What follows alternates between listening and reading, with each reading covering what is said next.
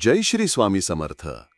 या आठवड्यात मिथुन राशीच्या जातकांना शनी ग्रहाच्या दशम भावातील स्थितीमुळे यश आणि आव्हानांचं मिश्र स्वरूप अनुभवायला मिळेल. काही महत्त्वाची कामं पूर्ण होतील, मात्र तरीही मनात ऊर्जा आणि उत्साह कमी असल्यासारखं वाटेल.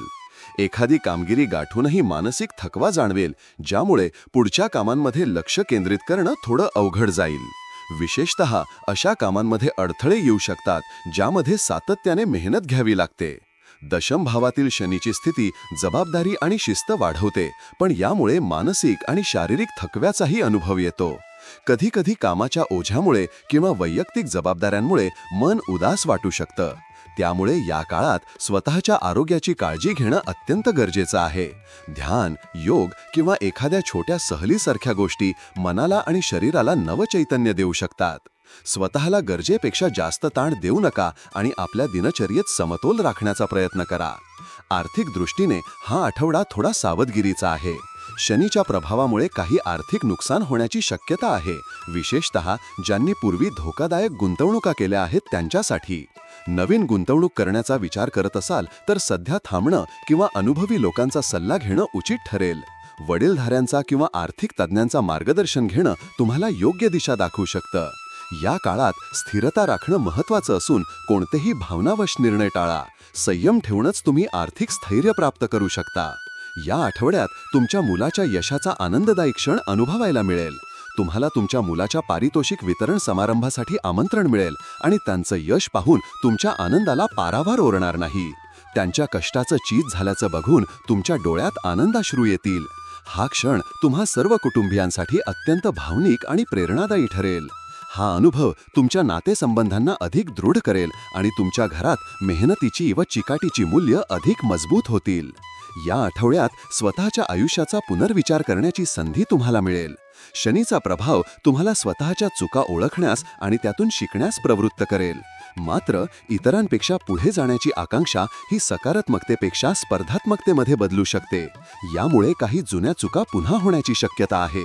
त्यामुळे बाह्य स्पर्धेपेक्षा स्वतःच्या प्रगतीवर लक्ष केंद्रित करा. स्वतःच्या कमतरता आणि सामर्थ्य ओळखा.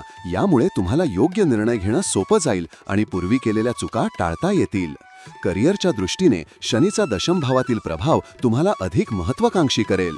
यश मिळवण्यासाठी प्रयत्न करणं चांगलं असलं तरी फक्त इतरांना मागे टाकण्यासाठी धावपळ केली तर त्याचा मानसिक ताण वाढू शकतो. त्यामुळे शांत राहून नियोजनबद्ध काम करत राहा. क्षणिक यशाच्या मागे लागण्याऐवजी दीर्घकालीन यश मिळवण्यासाठी प्रयत्न करा.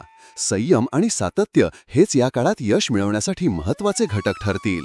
कार्यक्षेत्रात वरिष्ठांचा दबाव जाणवू शकतो. त्यांच्या अपेक्षा पूर्ण करणं काही वेळा कठीण जाईल, पण व्यावसायिकता टिकवून ठेवा आणि कामगिरीत प्रामाणिक राहा. त्यामुळेच त्यांचा विश्वास तुम्ही जिंकू शकाल. जर तुम्ही नवीन नोकरी किंवा बदलाचा विचार करत असाल तर निर्णय घेण्याआधी सर्व बाजूंनी विचार करून मगच पुढे जा. विद्यार्थ्यांसाठी हा आठवडा आशादायक आहे. अभ्यासात शिक्षक आणि मार्गदर्शक यांचा पूर्ण पाठिंबा मिळेल.